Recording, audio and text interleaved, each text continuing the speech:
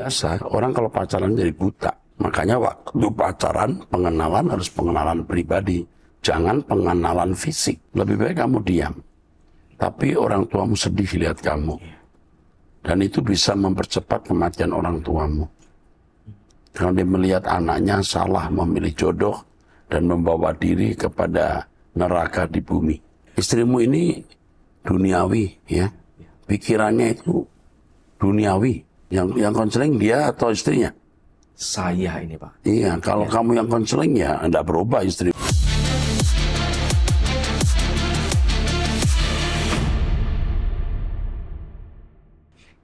Saudara, kembali kita mengikuti Abam. Kita masuk episode 1168. Saya didampingi Bapak Dr. Yehuda. Mari kita mulai, Pak. Baik, Pak. Yang pertama dari seorang wanita usia 22 tahun, belum menikah, tinggal di Bali, jemaat dari salah satu gereja karismatik. Shalom Pak Eras, saya izin bertanya. Saya seorang dari broken home. Sebelumnya saya pernah berpacaran dengan seseorang yang beda agama. Dan saya bertahan lama karena saya pikir itu adalah jodoh saya. Selama berpacaran memang saya tidak memberikan keperawanan saya, namun ada hal yang tidak kudus yang dilakukan. Jadi Tuhan mempunyai cara tersendiri memisahkan kami. Selang waktu mungkin saya desperate mencari letak cinta saya karena sudah lama tidak single. Apalagi saya di tanah rantau dan hubungan dengan orang tua saya juga suam-suam kuku. Singkat cerita saya dekat dengan dua pria dan tidak cocok. Kebetulan juga orang itu percaya Yesus. Jadi saat itu saya berpikir naif, mungkin itu kiriman Tuhan.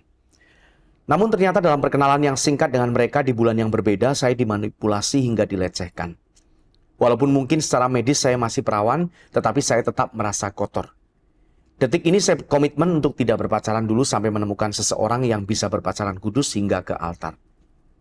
Satu pertanyaan saya Pak Eras, apakah perlu saya jujur secara detail tentang masa lalu saya ini ke seseorang yang akan menjadi suami saya nanti? Oke, yang pertama usiamu 22 tahun, masih muda, kamu jangan takut tidak dapat jodoh. Yang kedua, semua pengalaman masa lalumu dikubur. Bahkan mungkin itu harus menjadi rahasia kamu dengan Tuhan saja. Ya, tidak perlu. Ya, tidak perlu diberitahu kecuali kamu sudah punya anak. Kalau kamu baru dekat dengan seorang pria, kamu harus mulai mengatakan bahwa saya sudah punya anak. Supaya jangan sampai udah terlanjur dekat baru ngaku. Kecuali sudah punya anak, ya. Kalau kamu sudah tidak perawan, itu pun juga tidak perlu harus dikemukakan. Pria pun banyak yang sudah tidak berjaga. Kalau kemudian suatu hari misalnya, ketika berhubungan badan setelah jadi suami istri, lalu ternyata kamu ternyata tidak perawan, lalu dia marah, berarti dia nggak cinta kamu. Mestinya ketika dia tahu tidak perawan, dia tambah kasihan. Tetapi bisa saja sebelum menikah atau ketika berpacaran dikasih kesepesan, dulu pergaulan saya buruk. Kalau kau menerima aku orang yang berpergaulan buruk. Dan itu lebih aman yang terakhir ini. Walaupun tidak mutlak, tadi saya katakan kemungkinan diam juga bisa. Nah tapi kita akan melihat siapa yang ini. Siapa yang menjadi teman hidup. Ya. Kalau prianya punya anak, kamu sudah tidak gadis. Lalu satu kali tahu ternyata kamu gak gadis, dia marah. Itu mah gak tahu diri itu pria. Jangan kawin sama orang begitu. Ya. Mestinya, tapi kalau sudah nikah bagaimana? Oke. Dunia kita hari ini sudah rusak. Sudah makin sedikit perempuan yang menikah sampai perawan. Masih perawan, sudah rusak. Oke. Bukan kemudian saya menurunkan standar ya. Tetap menjaga keperawanan, tapi kalau tidak sedikit yang sudah jatuh, ya harus dipulihkan dan diterima. Oke. Saya takut jika saya jujur, saya dimanfaatkan. Karena saya terlalu naif dan mudah percaya dengan orang. Di posisi ini saya bingung. Saya tidak begitu suci, namun juga tidak begitu kotor. Kamu itu emangnya kenapa? Kamu nggak masalah. Jangan mengukur dirimu dengan ukuran yang keliru. Belum apa-apa sudah takut. Ya, kamu sudah tidak perawan pun juga tidak masalah kalau memang sudah terlanjur misalnya. Saya tidak katakan yang masih perawan, udah nggak penting perawan. Bukan. Saatnya kamu nggak perawan pun juga nggak masalah. Tuhan pertemukan kamu dengan pria yang baik. Dan pria yang baik tidak akan menoleh ke belakang, tidak melihat latar belakang perempuan itu. Kalau masih melihat, jangan kawin dengan orang-orang yang menurut saya itu egois. Oke, teruskan. Tapi saya juga belum bisa membayangkan kalau suatu saat saya bertemu lagi dengan pria yang percaya Yesus, takutnya saya dijudge. Karena sampai hari ini orang tua saya juga tidak tahu saya pernah bertemu laki-laki lain selain mantan saya itu. Yang pertama, aku lihat kamu orang ceroboh. Kalau sampai kamu pacaran dengan orang beragama lain, kamu ceroboh. Dan tipe kamu itu bahaya, tidak stabil. Jangan lakukan lagi. Apakah saya perlu jujur secara detail dengan seseorang yang mungkin akan menjadi suami saya kelak? Tidak perlu, udah kasih tahu tadi ya. Jangan. Terus. Karena saya takut di masa yang akan datang, kejujuran saya menjadi batu sandungan. Iya, seperti misalnya nih, ada pernyataan bahwa keterbukaan awal pemulihan. Itu tidak benar. Tidak semua keterbukaan suami bisa diterima, dimengerti istri. Di pertemuan-pertemuan, pria-pria harus mengaku kesalahannya. Ada yang istrinya terima dan memberi apresiasi. Tapi tidak sedikit yang gara-gara itu lalu jadi tidak lagi bisa mesra. Setiap kali hubungan badan, ingat suami pernah hubungan badan dengan orang. Allah melupakan kita yang membongkarnya. Konyol itu. Nah, tahu ajaran siapa itu? Alkitab berkata Allah melupakan kok, kita yang bongkar-bongkar. Oke. Saya sekarang tertarik dengan salah satu influencer dan dia menggambarkan sekali bagaimana seharusnya menjadi anak Tuhan, serta dia membuat saya termotivasi untuk lebih hidup kudus. Bagus, tapi influencer yang mana saya tidak tahu. Ya, influencer harus didasarkan pada firman Tuhan ya. Dia memiliki kriteria pasangan yang saya cari. Tapi saya selalu kepikiran setiap malam sampai tidak bisa tidur. Nggak perlu diingat, ingat itu. Yang sudah terjadi lupakan karena Tuhan pun berurusan dengan kamu hari ini, bukan kamu kemarin. Dan jadi apa kamu nanti. Mengenai masa lalu saya ini, saya takut salah berkata ketika suatu saat nanti saya bertemu dengan seseorang yang akan menjadi pasangan. Pesan Om Eras, nggak perlu kamu buka-buka lagi. Ya, dan kamu nggak usah mikir begitu ribet ya. Hari esok itu di tangan Tuhan. God holds your future. Oke? God holds your future. Not you, your own. Oke. Itu milik Tuhan masa depan itu. Pertanyaan selanjutnya dari seorang pria usia 33 tahun, sudah menikah dan memiliki 2 orang anak tinggal di Jakarta. Shalom Pak, saya mau bertanya. Setelah menikah saya baru sadar bahwa istri saya sangat egois, tidak bisa dinasehati, hanya mementingkan dirinya sendiri dan mau dihormati, tetapi tidak mau menghormati orang lain. Biasa, orang kalau pacaran jadi buta. Makanya waktu pacaran, pengenalan harus pengenalan pribadi. Jangan pengenalan fisik. Jadi buta. Hilang pertimbangan sehatnya. Saya merasa bersalah sekali kepada orang tua saya, karena selama ini kami tinggal bersama dengan orang tua saya dan sangat sudah bisa ditebak bahwa suasana rumah kami sangat tidak harmonis. Pasti. Sering berdebat dan berkelahi. Lebih baik kamu diam. Tapi orang tuamu sedih lihat kamu. Dan itu bisa mempercepat kematian orang tuamu. Kalau dia melihat anaknya salah memilih jodoh dan membawa diri kepada neraka di bumi. Perkawinan yang salah itu mau neraka di bumi. Oke. Salah satu akar permasalahannya adalah istri saya tidak mau berubah. Tidak pernah membaca Alkitab dan jarang beribadah. Tidak mau mengikuti onsite maupun online. Ya. Istrimu ini duniawi ya. Pikirannya itu duniawi. Kasihan. Masa lalunya pun juga sebenarnya dalam lingkungan yang tidak terdidik rohaninya. Oke. Saya sudah pernah beberapa kali konseling dengan pendeta-pendeta di GSKI, namun belum ada perubahan. Yang konseling dia atau istrinya? Saya ini Pak. Iya, kalau kamu yang konseling ya tidak berubah istrimu. Kamunya harus berubah. Iya. Saya juga pernah membawa istri saya ke psikiater, tapi dia tidak rutin minum obatnya. Iya. Sakit jiwa. Apa yang harus saya lakukan Pak? Karena suasana rumah sudah tidak enak. Terima kasih Pak Eras, Tuhan memberkati. Yang pertama, kamu jangan banyak bicara yang bisa menimbulkan keributan. Yang kedua, kamu minta pertolongan Tuhan. Hanya Tuhan yang bisa menolong. Yang ketiga, kamu harus hidup suci dan menjadi teladan dan bisa mengubah istrimu. Hanya itu nasihat saya. Kalau Tuhan mau mengambil nyawa istrimu besok juga bisa. Tapi mungkin kamu tidak inginkan kan? Atau istrimu tergeletak tidak bisa bangun karena sakit bisa. Tapi Tuhan tidak lakukan. Keadaan itu dijadikan sarana Tuhan untuk membuat kamu tidak mengingini kebahagiaan di dunia ini. Menyadari hidup ini tragis, supaya fokus kamu hanya langit baru, bumi baru. Pertanyaan berikutnya dari seorang wanita usia 30 tahun, menikah memiliki 4 orang anak tinggal di Papua, jemaat dari salah satu gereja Protestan. Shalom Pak, saya mau bertanya mengenai hubungan dalam rumah tangga. Alkitab mengatakan bahwa istri harus tunduk terhadap suami, tapi bagaimana jika seorang suami menunjukkan sikap bergantung sama orang tuanya dan tidak bisa bertindak atas keluarga yang dibentuknya? Apabila istri memberontak kepada suami, apakah itu berdosa atau tidak? Saya setiap hari masih saja terjebak dengan keadaan yang sama. Saya selalu bergumul dan saya tidak pernah lelah dalam mencari Tuhan, bahkan dalam ibadah-ibadah. Mungkin saya tidak beribadah dikarenakan sakit, tidak mempunyai persembahan, bahkan anak-anak saya ada yang sakit. Tapi saya selalu bergumul dan meminta agar terjadi perubahan dalam hidup serta rumah tangga saya. Tetapi masih saja keadaan saya masih begini. Mohon masukannya Bapak Pendeta, terima kasih, Tuhan Yesus memberkati. Usia 30 tahun tapi 4 anaknya sudah. Ya. Ini berat loh. Suaminya mungkin kurang bisa cari uang. Ya. Sehingga bergantung kepada orang tuanya. Kamu pilih dia sebagai suami, dan kamu harus bertanggung jawab atas pilihan itu. Mau tidak mau kamu harus lanjutkan perjalanan hidup ini. Apabila istri memberontak, kenapa harus memberontak? Tidak usah, diam saja. Karena kamu tidak akan bisa menyelesaikan dengan kekuatan kamu sendiri.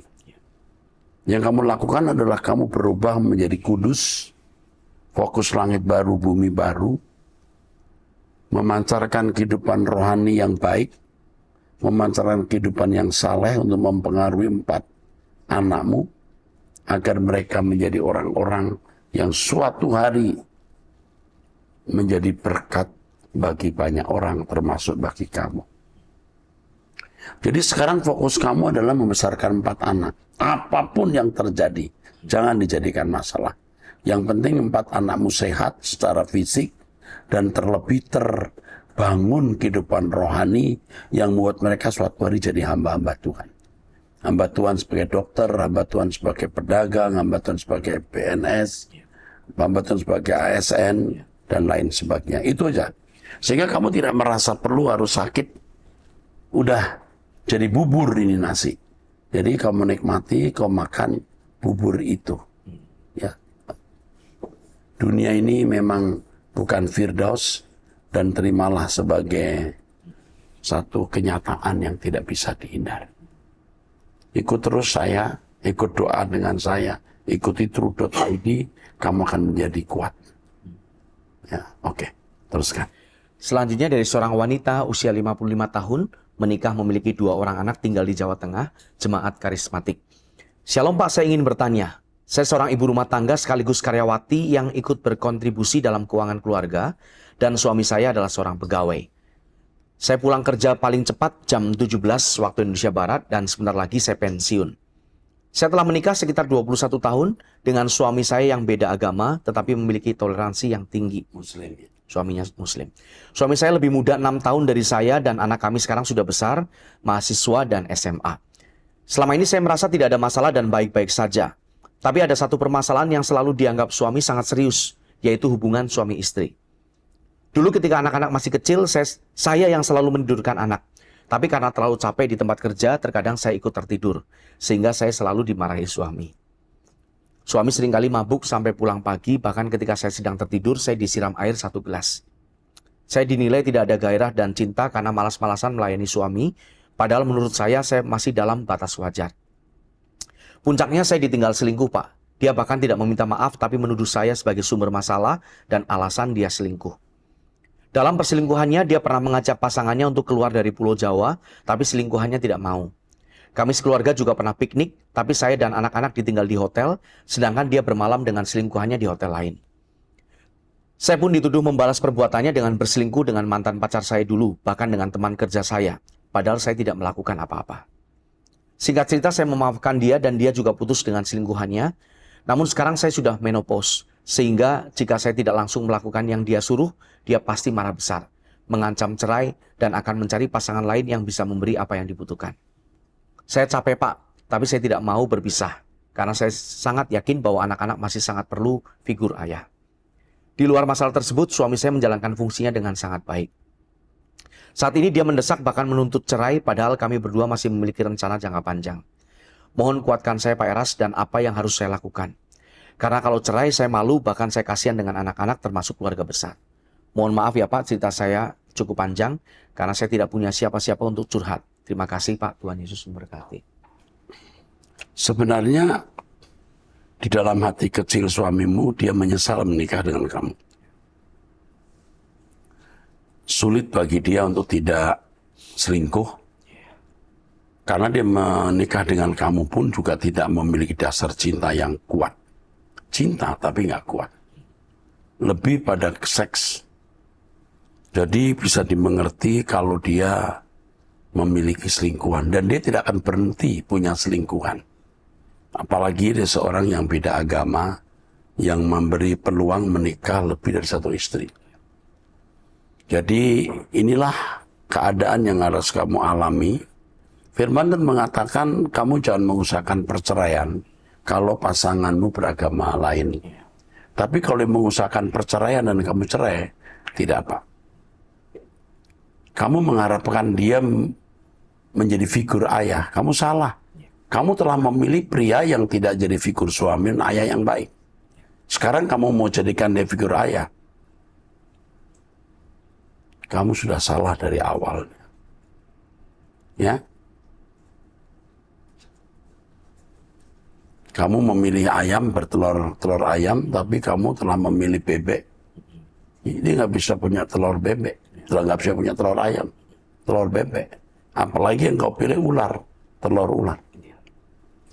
Jadi yang kamu lakukan sekarang adalah diam. Kalau sampai harus cerai, kamu harus terima. Dan kamu tidak perlu malu dengan keluarga besarmu. Mestinya kamu malu dari dulu kenapa menikah dengan orang tidak seiman.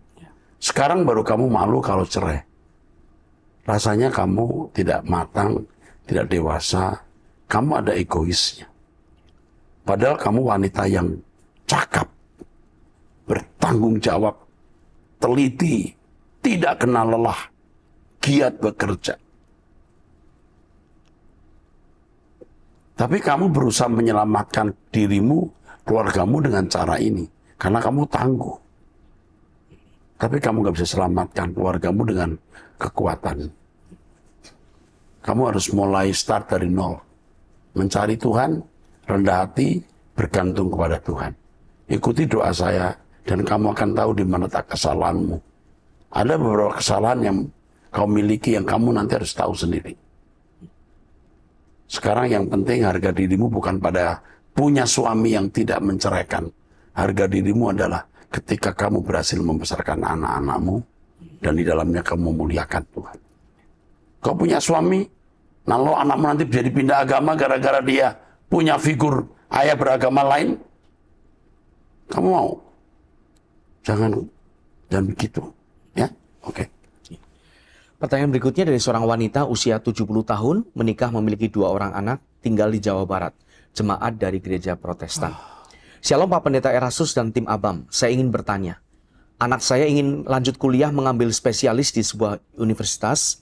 Dia sudah resign dari pekerjaannya sejak bulan Juni karena harus mengikuti kursus dan seminar. Universitas negeri ya? Ya. Terus? Universitas negeri di salah satu kota. Saat ini di Semarang, ya Pak. Saat ini lagi ramai di media sosial tentang kasus pembulian kepada calon dokter spesialis hingga terjadi kasus bunuh diri. Suami saya menganjurkan dia untuk kerja saja di rumah sakit atau perusahaan dokter umum pun tidak apa-apa. Sebagai pendeta saya sudah mendengar hal ini sebelum ramai di media. Saya sudah mendengar. Apalagi kalau juniornya itu suku lain atau agama lain. Wah, itu pembuliannya lebih mengerikan. Ya, saya tidak jadi saksi, tidak bisa jadi saksi, saya cuma mendengar saja. Kalau moralitas dokter spesialis seperti ini, you bayangkan nanti kalau dia jadi dokter, Yang mestinya belum pasang ring, suruh pasang ring. Yang mestinya tidak perlu operasi, dia operasi. Dokter sekaligus penjahat. Dokter sekaligus preman yang merampas. Karena waktu jadi dokter saja dia membuli orang semena-mena. Segitu rusaknya negeri ini. Ini belum masalah kartel. Ya. Padahal kesehatan dokter itu hal yang penting ya. Itu fundamental kemakmuran masyarakat. Ya puji Tuhan sekarang sudah ada perubahannya. Dunia sudah jahat sekali. Di negara yang bersila Pancasila, yang sila pertamanya ketuhanan, kemanusiaan, tapi perilaku manusianya tidak sedikit, tidak semua, yang tidak bertuhan dan tidak berberi kemanusiaan. Prihatin. Teruskan, Pak. Tetapi anak saya tetap pada pendiriannya ingin melanjutkan kuliah. Karena kalau usianya sudah mencapai 35 tahun, sudah tidak bisa lagi. Apa yang harus kami lakukan, Pak? Setiap malam kami sebagai orang tua berdoa mohon petunjuk dari Tuhan, karena dengan iman kami percaya bahwa jika Tuhan mengizinkan, pasti bisa. Dan bagi Tuhan tidak ada yang mustahil. Mohon bantuan doanya ya Pak Erastus, karena tes masuknya di bulan Oktober. Terima kasih Pak, salam sehat dan penuh semangat untuk Bapak peserta tim Abam. Ya walaupun ada pembulian, namun tidak sedikit yang berhasil kok. Banyak yang berhasil. Berita hari ini saya baca di koran kebetulan, pemerintah akan memberi perhatian serius terhadap ini, perundungan. Perundungan yang terjadi di lingkungan pendidikan dokter spesialis. Hari ini saya baru baca tadi pagi. Pemerintah akan memberi perhatian khusus. Jadi tidak masalah. Berdoa, kalau bisa diterima sebagai mahasiswa dokter spesialis bagus. Ya. Oke, saya kira itu aja ya. Kalau dulu kan banyak masalah ya. Dokter-dokter menjadi diterima dokter spesialis di negara ini sulit ya, sulit. Dan saya dari dulu sudah mendengar adanya diskriminasi. Lalu sekolah di luar negeri. Ketika balik pun tidak gampang praktek. Harus ada penyesuaian lah, inilah, itulah. Nggak ngerti kenapa jadi begitu. Akhirnya hari ini kita melihat berapa triliun uang negara yang keluar karena masyarakatnya berobat ke Pineng, ke Singapura, ke Kuala Lumpur, ke Malaysia, ke Singapura. Coba saudara, prihatin kan? Ini yang tentu pemerintah pikirkan dan semua kita dukung supaya negara ini ya menjadi tempat masyarakat dan umat masyarakat atau rakyatnya dalam mencari pengobatan atau terapi. Supaya jangan pergi ke luar negeri. Tapi ya sulit ya. Karena saya menyaksikan sendiri di salah satu rumah sakit di Pineng, 90% orang Indonesia. 90%. Jangan-jangan itu hampir 100 loh. Saya 90 saya kurangi. Sana sini orang Indonesia. Itu satu, belum banyak rumah sakit lain. Oh dari mulut ke mulut, ya orang bicara, oh di sana dokternya bagus, sana dokternya bagus. Belum lagi entah hoax, entah kenyataan. Wah di Indonesia dokternya malpraktek, waduh tambah merusak nama baik dokter dan rumah sakit Indonesia. Sampai orang kehilangan kepercayaan terhadap rumah sakit negeri sendiri. Dan tidak jarang orang-orang kaya sudah tidak ke rumah sakit di negeri ini. Ya karena pendidikan spesialis saja begitu kondisi manusianya. Oke. Ya ini sekedar sharing beban aja. Saya dari kemarin dulu sudah memikirkan ini. Sebelum marak di media, saya sudah tahu. Oke, teruskan. Pertanyaan berikutnya dari seorang pria usia 33 tahun, menikah tinggal di Jawa Timur. Ini berkaitan dengan teologi Pak ya. Shalom Pak, saya mau bertanya, apa arti dari 1 Korintus 15 ayat 29? Bunyinya demikian. Jika tidak demikian, apakah faedahnya perbuatan orang-orang yang dibaptis bagi orang mati? Kalau orang mati sama sekali tidak dibangkitkan, mengapa mereka mau dibaptis bagi orang-orang yang telah meninggal? Apa yang dimaksud dengan dibaptis bagi orang mati ini? Ini ada dua pandangan. Ya, Pak. Orang mati di sini maksudnya adalah kematian secara rohani. Nah, seperti yang ditulis dalam Roma pasal 6 ayat 4. Apa faedahnya perbuatan orang dibaptis bagi orang mati? Maksudnya untuk kematian. Kematian manusia lama. Ya.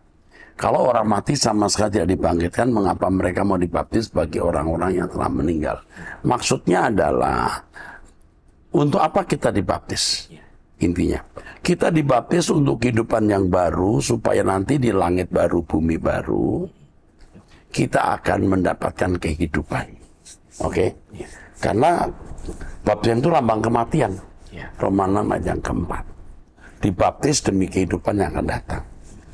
Kemungkinan yang kedua, dibaptis bagi orang yang mati. Bagi orang yang sudah mati maksudnya. Dibaptis demi keselamatan orang. Tapi tentu yang kedua ini salah. Oke, teruskan.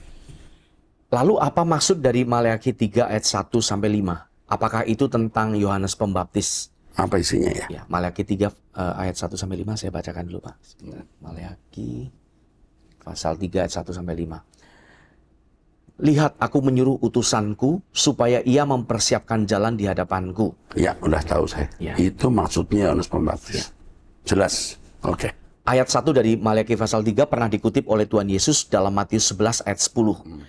Karena tentang dia ada tertulis, lihatlah, aku menyuruh utusanku mendahului engkau, ia akan mempersiapkan jalanmu di hadapanmu. Oke, jelas, sudah cukup. Yohanes itu mempersiapkan jalan bagi Tuhan. Maksudnya apa? Ini yang penting. Orang-orang yang mau mendengar Injil itu perilakunya harus baik dulu. Kalau jahat tak bisa. Makanya harus menghasilkan buah-buah pertobatan, begitu bukan? Jadi Yesus mengajarkan kesempurnaan manusia batinnya yang unggul. Dia harus memiliki karakter baik, baru sempurna. Tidak mungkin jahat langsung sempurna, tidak bisa. Maka dipersiapkan jalan bagi Tuhan. Saya kira banyak orang Kristen nggak tahu. Timbunlah tanah yang berlubang, ratakan. Timbunlah tanah yang berlubang. Maksudnya apa? Banyak orang nggak tahu bahwa Yohanes mempersiapkan mereka untuk memiliki buah-buah pertobatan, baru masuk ajaran Injil yang membawa kepada kesempurnaan. Teruskan. Pertanyaannya, mengapa ada perbedaan dari aku menjadi kamu? Apakah ayat tersebut untuk menekankan Tritunggal, Pak? Enggak, sama sekali enggak. Ya. Aku itu Yesus, jelas, begitu ya. Maksudnya aku untuk Yesus itu tetap Yesus. Aku untuk Allah Bapa ya Yahweh. Ya. Ya. Jadi gini, Yesus diutus Bapa. Tapi sebelum Yesus datang mewakili Bapa, Yesus Allah Bapa mengutus Yohanes mendahului Yesus. Mendahului Yesus, ya, betul. Yesus ini kan mewakili Bapa. Tapi bukan Bapa sendiri. Nah, Yesus berkata utusannya. Nah, Yohanes itu utusan untuk mendahului Yesus sebagai utusan Allah. Jelas nggak maksudnya? Iya, jelas. Ini jadi bukan Tritunggal, tetapi justru membedakan antara pribadi Justru Bapa. Yesus ya Yesus, Allah Bapa ya Allah Bapa. Bapa, Gitu. Yesus, ya, Pak. Baik. Ini orang juga kadang-kadang dengan premis Trinitas, dengan mindset Trinitas, lalu ada aja semua dipaksakan gitu, nggak boleh. Akhirnya tidak menemukan kebenaran. Oke, yuk terakhir. Pertanyaan terakhir dari seorang wanita usia 48 tahun, belum menikah, tinggal di Jawa Barat. Jemaat dari salah satu GSKI. Shalom Pak Pendeta Eras, saya sedang membaca Lukas 20 ayat 27 sampai 40 tentang kebangkitan. Khususnya ayat 28 sampai 36. Yang mau saya tanyakan, pada saat kebangkitan dan layak untuk hidup kekal, apakah kita pribadi akan menjadi satu individu seperti malaikat? Apakah kita tidak akan lagi mengenal anggota keluarga kita, teman, atau bagaimana ya Pak? Terima kasih. Maksudnya seperti malaikat itu hidup dalam penurutan yang sempurna. Ya. Malaikat yang ada waktu itu. Malaikat yang tidak memberontak maksudnya. Jadi dalam ketaatan penuh kepada Allah. Ya. Udah, itu aja. Oke, cukup ya. Ya. Kita akan bertemu di episode yang akan datang. Episode 1169. Tuhan berkati, sampai jumpa.